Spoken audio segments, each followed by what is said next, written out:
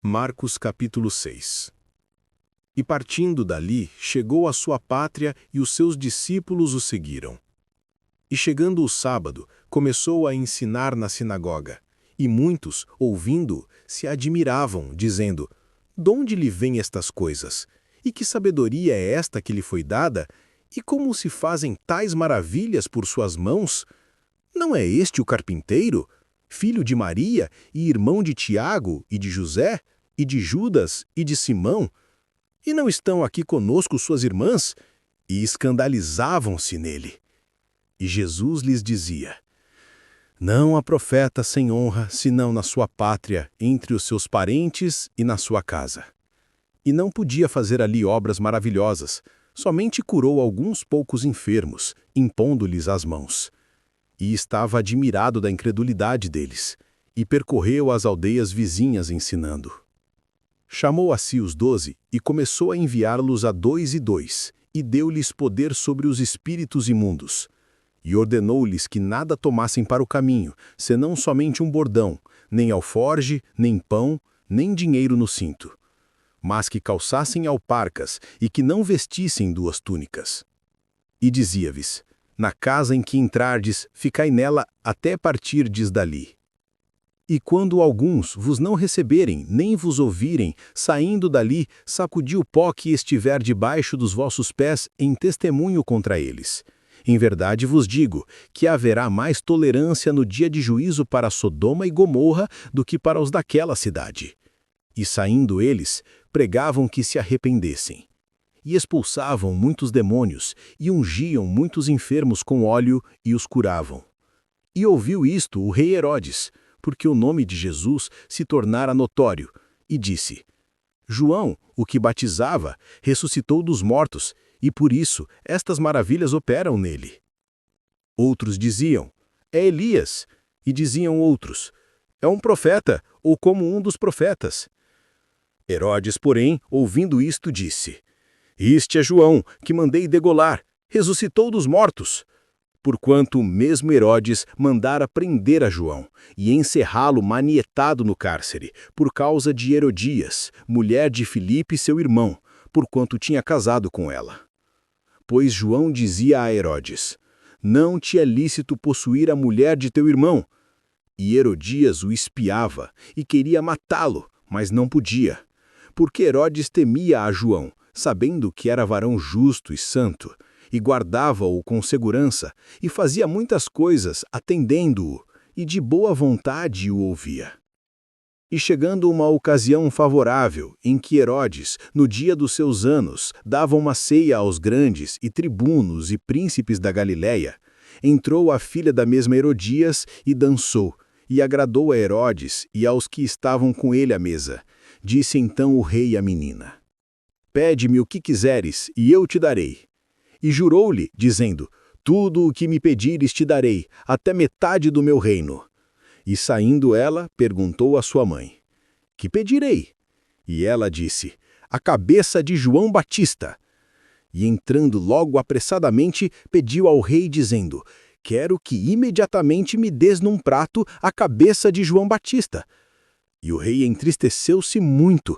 Todavia, por causa do juramento e dos que estavam com ele à mesa, não lhe a quis negar.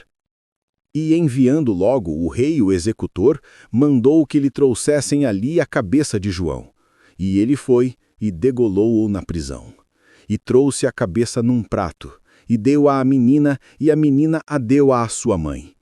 E os seus discípulos, tendo ouvido isto, foram, tomaram o seu corpo e o puseram num sepulcro. E os apóstolos ajuntaram-se a Jesus e contaram-lhe tudo o que tinham feito, tanto o que tinham ensinado. E ele disse-lhes: "Vinde vós, aqui, à parte, a um lugar deserto, e repousai um pouco, porque havia muitos que iam e vinham, e não tinham tempo para comer." E foram sós num barco para um lugar deserto.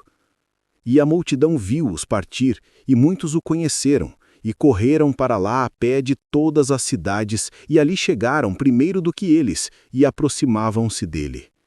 E Jesus, saindo, viu uma grande multidão, e teve compaixão deles, porque eram como ovelhas que não tinham pastor. e começou a ensinar-lhes muitas coisas.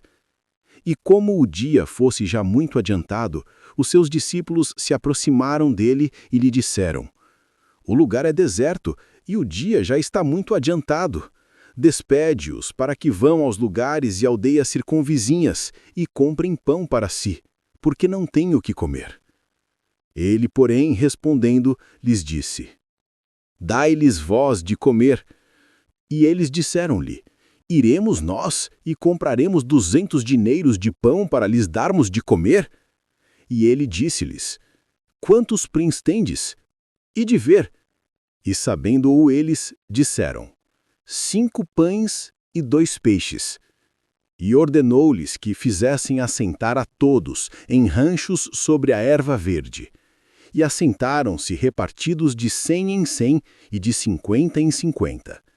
E tomando ele os 5 pães e os 2 peixes, levantou os olhos ao céu, abençoou e partiu os pães e os deu aos seus discípulos para que os pusessem diante deles.